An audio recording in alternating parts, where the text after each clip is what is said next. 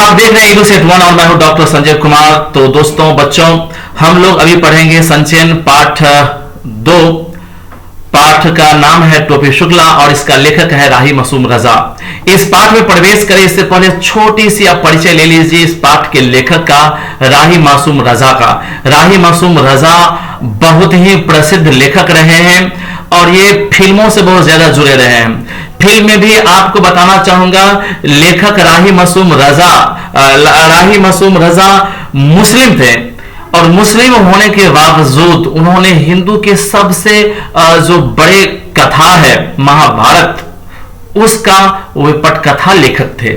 अब समझ सकते हैं कि आज जो लोग केवल बात करते हैं कि हिंदू मुस्लिम एकता होनी चाहिए, हिंदू मुस्लिम आपस में भाई भाई है, या राजनीति के नाम पर हिंदू मुस्लिम का जो राग लोग अलापते हैं, इनके बजाय आप राही मासूम रजा को देखें तो वास्तव में कोई यदि हिंदुस्तानी है, किसी को हिंदुस्तानी होने पर गर्व होना चाहिए, तो हमें यह बोलना चाहिए कि राही मासूम रजा खान की तरह होना चाहिए। कि राही मासूम रजा मुस्लिम होते हुए उनको हिंदुओं के ग्रंथ पर इतना पकड़ था, हिंदुओं की पटकथा पर इतना पकड़ था, भारतीय संस्कृति पर इतनी उनकी पकड़ थी कि वे महाभारत जैसे महाकाव्यों का पटकथा लेखक थे। अब देखिए, हम लोग पाठ में प्रवेश करते हैं कि इरफान के बारे में कुछ जान लेना इसलिए जरूरी है कि इरफान टोपी का पहला दोस्त था। इस इरफान को टोपी ने सदा इरफान कहा। इरफान ने इसका बुरा माना, परंतु वह इरफान पुकारने पर बोलता रहा। इसी बोलते रहने में उसकी बड़ाई थी। यह नामों का चक्कर भी अजीब होता है। उर्दू और हिंदी एक ही भाषा, हिंदी की दो नाम है। तो बच्चों, क्या होता है कि मान लीजिए कोई मुझे जो है कुत्ता पुकारते हैं, तो यदि मुझे बुरा लगता है, बुरा लगेगा ही कि भाई कुत्ता में क्यों बोलेंगे, लेकिन कोई कुत्ता बोलते और मैं रिस्पॉन्स बोलता हूं, हाँ बोलिए क्या बात है, तो इसका मतलब है कि मैं इस नाम को स्वीकार करता हूं, मुझे ये नाम पसंद है। तो इरफान को भी जो है यही चीज था। टोपी उसको इरफान नाम से पुकारते थे और हमेशा इस पर रिस्पॉन्स देते थे। वो क्या है कि उधर देखते थे या सुनते थे या स्वीकार करते थे उसको, तो इसी नाम से पुकारते थे। उन्हें बुरा लगता था लेकिन बुरा मानते नहीं थे। परंतु आप खुद देख लीजिए कि नाम बदल जाने से कैसे कैसे घपले हो रहे हैं। नाम कृष्ण हो तो उसे अवतार कहते हैं और मोहम्मद हो तो पैगंबर। नामों के चक्कर में पड़कर लोग यह भूल गए हैं कि दोनों ही दूध देने वाले जानवर चढ़ाया करते थे। दोनों ही पशुपति गोवर्धन और ब्रज कुमार थे। इसीलिए तो कहता हूं कि टोपी के बिना इरफान और इरफान के बिना टोपी न केवल यह कि अधूरे हैं बल्कि बेमानी है। इसीलिए इरफान के घर चलना जरूरी है। यह देखना जरूरी है कि उसकी आत्मा के आंगन में कैसी हवाएं चल रही है और परंपराओं के पेड़ पर कैसे फल आ रहे हैं। इरफान की कहानी भी बहुत लंबी है, परंतु हम लोग टोपी की कहानी कह सुन रहे हैं। इसीलिए मैं इरफान की पूरी कहानी नहीं सुनाऊंगा, बल्कि केवल उतनी ही सुनाऊंगा जितनी टोपी की कहानी के लिए जरूरी है। मैंने इसे जरूरी जाना कि इरफान के बारे में आपको कुछ बता दूं, क्योंकि इरफान आपको इस कहानी में जगह जगह दिखाई देगा। न टोपी इरफान की परछाई है और न इरफान टोपी की। ये दोनों दो आजाद व्यक्ति है। इन दोनों व्यक्तियों का डेवलपमेंट एक दूसरे से आजाद तौर पर हुआ। इन दोनों को दो तरह की घरेलू परंपराएं मिली। इन दोनों के जीवन में अलग अलग सोचा, फिर भी इरफान टोपी की कहानी का अटूट हिस्सा है। यह बात बहुत महत्वपूर्ण है कि इरफान टोपी की कहानी का अटूट हिस्सा है। हम पाठ के बहुत ही महत्वपूर्ण हिस्से में आ गए हैं। इसको मुझे लगता है कि अंडरलाइन यदि कर दें तो सब। मैं हिंदू मुस्लिम भाई भाई की बात नहीं कर रहा हूं। मैं यह बेवकूफी क्यों करूं? क्या मैं रोज अपने बड़े या छोटी भाई से यह कहता हूं कि हम दोनों भाई भाई हैं? यदि मैं नहीं कहता तो क्या आप कहते हैं? हिंदू मुसलमान अगर भाई भाई है तो कहने की जरूरत नहीं। यदि नहीं है तो कहने से क्या फर्क पड़ेगा? मुझे कोई चुनाव तो लड़ना नहीं है। तो बच्चों, सामान्य व्यक्ति में, राजनेताओं में और कथाकारों में यही अंतर है। सामान्य आदमी लोगों के बहकावे में आ जाते हैं। राजनेता जैसे बताते हैं उस दिशा में बढ़ चले जाते हैं। राजनेता वही बताते हैं जिससे उसको फायदे होते हैं, जिससे उनको मुनाफा होने वाला है, जिससे उनको क्या है कि लोगों का मत प्राप्त होना है और सरकार बना लेना है, बस वही चीज बोलेंगे। यदि उनको हिंदू हिंदू कहने से लाभ है तो हिंदू हिंदू कहेंगे, यदि हिंदू मुस्लिम को लड़ाने से उसको लाभ है तो हिंदू मुस्लिम को लड़ाने की बात करेंगे, यदि हिंदू मुस्लिम भाई भाई कहने से उसको चुनाव में फायदा होना है तो वही चीज कहेंगे। उनको वास्तविकता से कोई मतलब नहीं, उन्हें केवल अपनी जगह चाहिए, अपना कुर्सी चाहिए।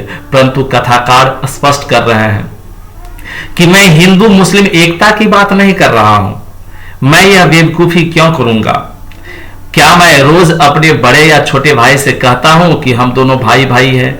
बच्चों, आप अपने घर में पिताजी को ये तो नहीं कहते हैं आप पिता है, हम आपका पुत्र है। ये तो स्वतः स्पष्ट है कि वो आपके पिता है और आप उनका पुत्र है। आपके भाई है तो भाई को आप ये नहीं कहते हैं कि देखिए भैया आप बड़े भाई हैं, मैं छोटे भाई हूं, हम दोनों प्यार से रह रहे हैं, आप भैया है हम बउआ है, ऐसा तो आप बोलते नहीं है, क्योंकि बोलने की आवश्यकता ही नहीं होती है। जो सही है उसको कहने की आवश्यकता नहीं है, वह स्वतः सिद्ध है। और जो सही नहीं है उसको कहने से कुछ फर्क नहीं पड़ता है। हम यदि दिल से स्वीकार नहीं करते हैं, हम यदि मुस्लिम को अलग समझते हैं, मुस्लिम यदि हिंदू को अलग समझते हैं, तो ये कहने से कि हम लोग आपस में भाई भाई है, तो ये कहना ही स्पष्ट कर रहा है कि हम एक नहीं है, हम अलग अलग है। तो फिर कहने से कोई फर्क पड़ेगा नहीं। और लेखक स्पष्ट कर रहे हैं कि मुझे कोई चुनाव तो लड़ना नहीं है कि मैं इस तरह की बात करूंगा, बल्कि सच्चाई जो है, हिंदुस्तान की जो आत्मा है, वह कहने की कोशिश कर रहा हूं। लेखक बता रहे हैं मैं तो एक कथाकार हूं और एक कथा सुना रहा हूं, मैं टोफी और इफन की बात कर रहा हूं। ये इस कहानी के दो चरित्र हैं, एक का नाम बलभद्र नारायण शुक्ला है और दूसरे का नाम सैयद जरगाम मुर्तजा। एक को टोपी कहा गया और दूसरे को इफन। इफन के दादा और परदादा बहुत प्रसिद्ध मौलवी थे, काफिरों के देश में पैदा हुए, काफिरों के देश में मरे, परंतु वसीयत करके मरे कि लाश करबला ले जाई जाए। उनकी आत्मा ने इस देश में एक सांस तक न ली। उस खानदान में जो पहला हिंदुस्तानी बच्चा पैदा हुआ वह बढ़कर इफन का बाप हुआ। कथाकार राही मासूम रजा बताते हैं कि इफन के जो परदादा थे वे इस देश में रहे, लेकिन कभी भी उनका आत्मा इस देश में नहीं रहा।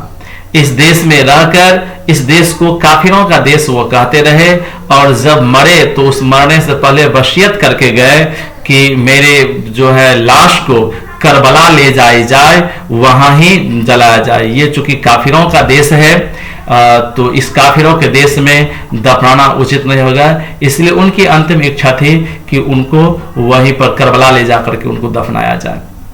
लेकिन लेखक का पिता जो थे उनका जन्म चूंकि हिंदुस्तान में हुआ था तो वे यहीं पर पल बढ़कर बड़े हुए थे। जब इफन के पिता सैयद मुर्तजा हुसैन मरे तो उन्होंने यह वसीयत नहीं की कि उनकी लाश करबला ले जाई जाए, वह एक हिंदुस्तानी कब्रिस्तान में दफन किए गए।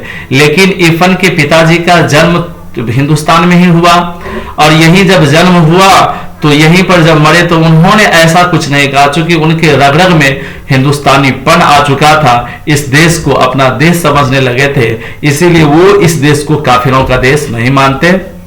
और उन्होंने ऐसा कुछ वसीयत नहीं करके गया कि हमें मरने के बाद कहां दफनाया जाए। इफन की परदादी भी बड़ी नवाजी बीबी थी। करबला, नजफ, खुरासान, काजमैन और जाने कहां की यात्रा कराई थी, परंतु जब कोई घर से जाने लगता तो वह दरवाजे पर पानी का एक घड़ा जरूर रखवाती और मांस का सदका भी जरूर उतरवाती। अब देखिए इफन की परदादी कैसी थी, बहुत ही नवाजी किस्म की थी। मतलब उनको जो मुस्लिम धर्म के जो जितने भी तरह के तौर तरीके हैं उनमें कुछ ज्यादा ही उनको रुचि थी, ज्यादा ही वो धार्मिक प्रवृत्ति की थी। इसीलिए वो करबला, नजफ, खुरासान, काजमैन और जाने जहां जहां भी इस्लामिक महत्व के जगह है, हर जगह से होके आ गई थी। परंतु हिंदुस्तान में रहने की वजह से यहाँ की संस्कृति उनके रग रग में ऐसा बस गया था कि बहुत सारी चीज अनजाने में वो करते थे जो वो उनका मुस्लिमों का रवायत नहीं है। जैसे जब भी घर से बाहर वो निकलती जाने लगती तो भरा हुआ घड़ा जरूर रखवाती थी, मांस का सदका भी जरूर उतरवाती थी। अब भरा हुआ घड़ा क्यों रखते हैं? तो हिंदुओं में परंपरा है कि घर से जब बाहर निकलते हैं तो उस समय वो खाली कुछ देख के नहीं निकलते हैं, भरा भरा चीज देख के निकलते हैं। पानी से भरा हुआ घड़ा रखने से एक क्या है कि वो शुभ मुहूर्त का प्रतीक होता है कि बाहर भी जहां भी निकलिएगा सब कुछ भरा पूरा ही आपको मिलेगा। तो ये रवायत भी उन्होंने अपना लिया था। इरफान की दादी भी नमाज रोजे की पाबंद थी, परंतु जब इकलौते बेटे को चेचक निकली तो वह चारपाई के पास एक टांग पर खड़ी हुई और बोली, माता मोरे बच्चे को माफ कर दो। पूरब की रहने वाली थी, 9 या 10 बरस की थी जब ब्याह कर लखनऊ आई, परंतु जब तक जिंदा रही पूर्वी बोलती रही। लखनऊ की उर्दू ससुराली थी, वह तो मायके की भाषा को गले लगाई रही, क्योंकि इस भाषा के सिवा इधर उधर कोई ऐसा नहीं था जो उनकी दिल की बात समझता। जब बेटे की शादी के दिन आए तो गाने बजाने के लिए उनका दिल फड़का, परंतु मौलवी के घर गाना बजाना भला कैसे हो सकता था? बेचारे दिल महसूस कर रह गई। हाँ, इरफान की छठी पर उन्होंने जी भरकर जश्न मना लिया। अब देखिए, इरफान की दादी भी नमाज और रोजे की पाबंद थी, परंतु जब उनके बेटे को चेचक बीमारी निकल आया तो वे भी एक पैर पर खड़ी होकर और बोली, माता मोरे बच्चे को माफ कर दो। अब देखिए, रोजे नमाज की पाबंद थी, परंतु चेचक हो जाना भारतीय संस्कृति के हिसाब से माना जाता है कि चेचक है वो माता शीतला माता हो गया है और इसमें कोई दवाई औषधि काम नहीं करेगा। अभी भी चेचक होता है तो चेचक में आप देखेंगे किसी तरह की दवाई और औषधि का प्रयोग नहीं किया जाता है। बहुत ज्यादा बुखार होता है तो अब तो पैरासीटामोल सब दे भी दिया जाता है, लेकिन वो माना जाता है कि 2.5 से 3 दिन में वह स्वतः समाप्त हो जाता है और उसमें कोई दवाई देने की जरूरत नहीं पड़ती है। दवाई देने से वो उल्टा और बढ़ ही जाता है। तो लोग क्या करते हैं, जब चेचक हो जाता है तो उसको साफ सुथरे कपड़े और सबसे अलग उसको लिटा दिया जाता है और क्या कि अगरबत्ती वगैरह सब जला दिया जाता है और उसको प्रणाम लोग करते हैं। ऐसी रवायत है, ऐसा यहाँ प्रचलन है। तो अब लेखक की ये देख लीजिए कि इरफान की दादी भी रोजे नमाज की पाबंद थी, परंतु भारतीय संस्कृति में इतनी रस बस गई थी, जिसका जन्म भारत में होता है, जिस 2-3-4 पुश्ते भारत में जन्म लिया हो और भारत में रहे हैं, यहाँ की संस्था संस्कृति में जो घुल मिल गए हैं, उनको फिर यहाँ से बाहरी समझना और उसको बाहर करने की बात करना या एक दूसरे से अलग समझना, ये केवल राजनेता ही कर सकते हैं, कोई कथाकार, कवि, लेखक बिल्कुल नहीं कर सकते हैं। तो अब देखिए, वो उनको माता जी समझ करके उसको क्या है कि माफ कर देने की बात करती है। जब उनके लड़के की शादी हुई थी तो उस समय वो तो बहुत ज्यादा नाच गाना नहीं करवा सके थे, क्योंकि लेखक के परदादा जी जीवित थे और वे अपने हिसाब से एकदम पाबंद थे कि कुछ भी ऐसा नहीं होना चाहिए, कुछ भी काफिरों का नहीं अपनाना चाहिए, इसीलिए उसमें नाच गाना तो नहीं हुआ। लेकिन इरफान की जब छठी हुई, उनका जन्म हुआ, तो उसमें जी भरकर जश्न मनाया गया, जैसे यहाँ के लोग मनाया करते हैं। अभी भी बच्चों आप देखेंगे बहुत सारे स्थल है भारत में जहां पर ईद होता है तो हिंदू उसमें खूब जोशो जुनून से भाग लेते हैं, और जहां भी दुर्गा पूजा होता है या दिवाली होता है तो वहां पर जहां कहीं भी हिंदुओं के बीच या आसपास मुस्लिमों की बस्ती है तो वो लोग भी जश्न मनाया करते हैं, वो भी प्रकाश के ये जो है त्योहार है उसको मनाया करते हैं, सब एक साथ मिलकर। बहुत सारे तो ऐसे स्थल है, ये केवल संसार में भारतवर्ष में ही आपको मिलेगा जहां पर दुर्गा पूजा होता है तो हिंदू मुस्लिम सब मिल करके वहां पर उत्साह मनाते हैं, सब मिलके सामूहिक रूप से धन संग्रह करके और पूजा करते हैं। जहां कहीं भी वहां पर मुस्लिमों का त्योहार होता है और संख्या मुस्लिम की कम है तो हिंदू लोग उसमें जाकर के भाग लेते हैं। वे लोग तजिया उठाते हैं। तो इस तरह की जो है स्थिति केवल आपको भारतवर्ष में ही मिलेगा, और इन चीजों को बयान कोई राजनेता नहीं कर सकता है, क्योंकि उसमें उसको नुकसान हो जाएगा। राजनेता को तो केवल हिंदू मुस्लिम करते रहने से लाभ होगा, लेकिन जो लेखक है, कलाकार है, कथाकार है, वो भारतीयता को, सच्चाई को उकेर के रखता है। इस कहानी में वही सच्चाई आया है कि इतने वर्षों से रहते रहते यहाँ के हिंदू ढेर सारे मुस्लिम परंपराओं को, मुस्लिम भाषाओं को, उनके पहनावा ओढ़ावा को, उनके जीवन शैली को अपना चुके हैं, और यहाँ रहने वाले मुस्लिम हिंदुओं के तौर तरीके, इनकी प्रथा, इनकी मान्यताओं को अपना चुके हैं। बात यह थी कि इरफान अपने दादा के मरने के बाद पैदा हुआ था। मर्दों और औरतों के इस फर्क को ध्यान में रखना जरूरी है, क्योंकि इस बात को ध्यान में रखे बगैर इरफान की आत्मा का नाक नक्शा समझ में नहीं आ सकता। इरफान की दादी किसी मौलवी की बेटी नहीं थी, बल्कि एक जमींदार की बेटी थी। दूध घी खाती हुई आई थी, परंतु लखनऊ आकर वह उस दही के लिए तरस गई जो घी पिलाई हुई काली हंडियों में असामियों के यहां से आया करता था। बस मायके जाती तो लपड़ शफर जी भर के खा लेती। लखनऊ आते ही उन्हें फिर मौलवीन बन जाना पड़ता। अपने मियाँ के यहाँ यही तो एक शिकायत थी कि वक्त देखे न मौका, बस मौलवी ही बने रहते हैं। ससुराल में उनकी आत्मा सदा बेचैन रही। जब मरने लगी तो बेटे ने पूछा कि लाश करबला जाएगी या नजफ, तो बिगड़ गई। बोली, ए बेटा, जौन तू से हमारी लाश ना संभाली जाए तो हमरे घर भेज दी हो। अब घर में ऐसी परंपरा थी, तो उनके शौहर भी जब मरे थे तो बोले थे उनकी लाश को करबला ले जाया जाए, तो वहां ले जाया गया उनके हिसाब से।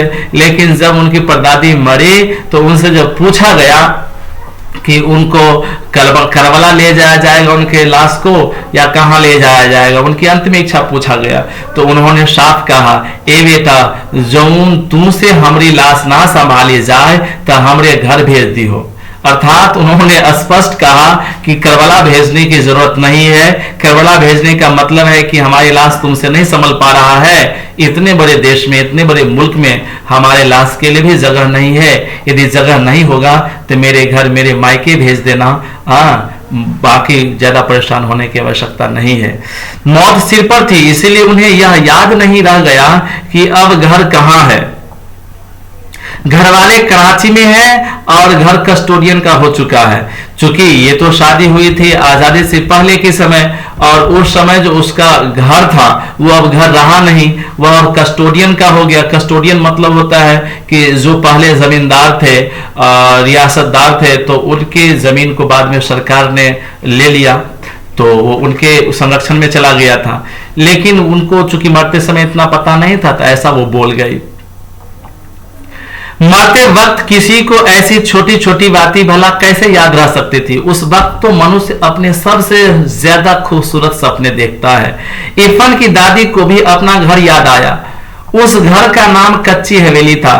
कच्ची इसीलिए कि वह मिट्टी की बनी थी। उन्हें दशहरी आम का वह बीजू पेड़ याद आया जो उन्होंने अपने हाथ से लगाया था और जो उन्हीं की तरह बूढ़ा हो चुका था। ऐसी ही छोटी छोटी और मीठी मीठी बेशुमार चीजें याद आई। वह उन चीजों को छोड़कर भाड़ा करबला या नजफ कैसे जा सकती थी, बस्ता जिनका जन्म हिंदुस्तान में हुआ हो, उस देश में बचपन से बड़े तक पल बढ़ कर वो बड़े हुए हों, तो वहां के हर चीज से उनको स्नेह हो जाता है, वहां के हर वस्तु से उसे प्यार हो जाता है। उसको छोड़ के अन्य जगह उससे अजनबी जैसा लगेगा। वह बनारस के फातमैन में दफन की गई, क्योंकि मुर्तजा हुसैन की पोस्टिंग उन दिनों वहीं थी। इरफान स्कूल गया हुआ था। नौकर ने आकर खबर दी कि बीवी का देहांत हो गया। इरफान की दादी बीवी कही जाती थी। तो बच्चों, ऐसा होता है कि आपका जन्म जिस देश में हो, आप अभी यहाँ से अमेरिका चले जाएं तो अमेरिका में आप रहेंगे लेकिन आपका आत्मा हिंदुस्तान में रहेगा, अपने गांव में रहेगा कि मेरा वहां जन्म हुआ था, जो बचपन से जिसके साथ आप पढ़े थे, जिनके साथ आप खेले थे, जिनके साथ आप सैर सपाटे किए थे, जिन जगहों पर आप जाके खेले थे, जिन पेड़ पर आप जाके झूले थे, जिन नदियों में आपने स्नान किया था, वो हर चीज, जिन चौक पर जाके आप नाश्ता किया करते हैं, वो सब आपको अमेरिका में रहते हुए भी याद आएगा। परंतु जब आप वहां रस बस जाएंगे, आपके बच्चे का जन्म वहां होगा, बच्चे वहां पढ़ेंगे बढ़ेंगे और वे बड़े होंगे, तो उनको हिंदुस्तान से नहीं बल्कि जिस जगह पर जन्म हुआ है उस जगह से उसको प्रेम हो जाता है। वहां उसके दोस्त होते हैं, वहां उसके स्कूल होते हैं, वहां उसके शिक्षक होते हैं, वहां के वस्तु से, वहां के हर चीज से उन्हें स्नेह हो जाता है। तो यही स्थिति लेखक की परदादी की रही। इरफान जब चौथे में पढ़ता था और टोपी से उसकी मुलाकात हो चुकी थी। जिस समय इरफान चौथे में पढ़ता था, टोपी से पहली मुलाकात हुई। इरफान को अपनी दादी से बड़ा प्यार था। प्यार तो उसे अपने अब्बू, अपनी अम्मी, अपनी बाजी और छोटी बहन नुजहत से भी था, परंतु दादी से उस जरा ज्यादा प्यार किया करता था। प्यार तो उसे अपने अब्बू, अपनी अम्मी, अपनी बाजी और छोटी बहन नुजहत से भी था, परंतु दादी से वह जरा ज्यादा प्यार क्या करता था। अम्मी तो कभी कभार डांट मार लिया करती थी, बाजी का भी यही हाल था। अब्बू भी कभी कभार घर को कचहरी समझकर फैसला सुनाने लगते थे। नुजहत तो जब मौका मिलता उसकी कॉपियों पर तस्वीरें बनाने लगती थी। बस एक दादी थी जिन्होंने कभी उसका दिल नहीं दुखाया। वह रात को भी उसे बहराम डाकू, अनार पड़े, 12 बुर्ज, अमीर हमजा, गुलबकावली, हातिम ताई, पंचफुल्ला, रानी की कहानियां सुनाया करती। सोता है संसार, जागता है पाक परवरदिगार, आंखों की देखी नहीं कहती, कानों के सुनी कहती हूं कि एक मुल्क में एक बादशाह रहा। दादी की भाषा पर वह कभी नहीं मुस्कुराया। उसे तो अच्छी भली लगती थी, परंतु अब्बू नहीं बोलने देते थे। अब चूंकि दादी गवाई थी, कम पढ़ी लिखी थी, उनकी भाषा लोक भाषा की थी, तो अपनी भाषा बोला करते थे, लेकिन उनके पिताजी नहीं चाहते थे कि उनके बच्चे इस गवाई भाषा को बोले, इसीलिए वो बोलने नहीं देते थे। लेकिन क्या है कि इरफान को अपनी दादी की भाषा बहुत ज्यादा अच्छी लगती, क्योंकि जो लोक भाषा होता है वो दिल को छूने वाली भाषा होता है, और जो सभ्य भाषा होता है, साहित्य की भाषा होता है, ये भाषा हम किताबी भाषा है, ये भाषा हमारे दिमाग की भाषा होती है, हमारे दिल की भाषा नहीं होती। और जब वह दादी से इसकी शिकायत करता तो वह हंस पड़ती, और दादी क्या बोलती थी, मोड़ा का है बेटा, अनपढ़ गवारन की बोली, तू काहे को बोले लगियो, तू अपने अब्बा की ही बोली बोलो। बात खत्म हो जाती और कहानी शुरू हो जाती। तो वो बादशाह का किहिस कि तुरंते एक ठो हिरन मार लिया बा। इस तरह से उनकी दादी कहानी कहा करती थी अपनी भाषा में। यही बोली टोपी के दिल में उतर गई थी। इरफान की दादी उसे अपनी मां की पार्टी की दिखाई दी। अपनी दादी से तो उसे नफरत थी, नफरत, जाने कैसी भाषा बोलती थी। इरफान के अब्बू और उनकी भाषा एक थी। अब देखिए, टोपी शुक्ला से परिचय हो चुका था। टोपी शुक्ला भी इरफान के यहाँ जाया करता था, और इरफान की दादी की जो भाषा थी वो उनको अच्छा लगने लगा। अब टोपी शुक्ला की माँ भी गांव की थी, तो गांव की भाषा वो बोला करती थी, तो उनको अपनी माँ और इरफान की दादी की भाषा एक जैसी लगती थी, वो दिल की भाषा लगती थी। इसीलिए जब कभी भी टोपी शुक्ला इरफान के घर जाया करता तो उनकी दादी से वो बात करता, उनकी दादी की भाषा उन्हें बहुत अच्छा लगता। वह जब इरफान के घर जाता तो उसकी दादी ही के पास बैठने की कोशिश करता। अब जब भी टोपी शुक्ला इरफान के घर जाता तो उनकी दादी के पास बैठता। क्यों? क्योंकि उनकी भाषा उन्हें अच्छी लगती थी। इरफान की अम्मी और बाजी से वह बातचीत करने की कभी कोशिश ही न करता। वे दोनों अलबत्ता उसकी बोली पर हंसने के लिए उसे छोड़ती, परंतु जब बात बढ़ने लगती तो दादी बीच बचाव करवा देती। तय काहे को जाते उन सबन के पास, मुंह पिटाने को झाड़ू मारे, चल इधरिया। दादी ऐसा करती। जब भी टोपी शुक्ला जाते इरफान के घर, तो इरफान की जो बहन थी और जो भाई था उसके पास जब कभी भी जाते, तो चूंकि टोपी शुक्ला का भाषा तो गवई था अपनी माँ वाले, तो उस ढंग की भाषा जब भी बोलता तो वो लोग हंसते कि किस तरह से ये बोला करता है। तो उनकी दादी जो थी इरफान की, वो बुला लेती कि मेरे पास चले आओ, तुम लोग उसके पास क्यों जाते हो। परंतु हर शब्द शक्कर का खिलौना बन जाता, अमावट बन जाता, तिलवा बन जाता और वह चुपचाप उसके पास चला जाता। तो बच्चों यहाँ शब्द आप देखते हैं, अमावट और तिलवा, ये आम के रस से बनाया हुआ एक व्यंजन होता है जो बहुत ही स्वादिष्ट होता है। तो वो बोलता कि उनकी दादी जो थे इरफान की, वो डांट कर बुलाती टोपी को और इरफान को कि तुम उधर क्यों चले जाते हो, यहां चले आओ। और उस डांट जो होता था वो बल्कि वो डांटना नहीं होता था, उस डांट में भी वो अमावट जैसी मिठास थी, तिलवा जैसी, तिल का जो लाई बनता है उस जैसा उनको जो है खुशबू उसमें आता। वह चुपचाप उसके पास चला जाता। तोरी अम्मी क्या कर रही, दादी इस ढंग से पूछती टोपी शुक्ला को कि तुम्हारी मम्मी क्या कर रही है। दादी हमेशा यहीं से बात शुरू करती।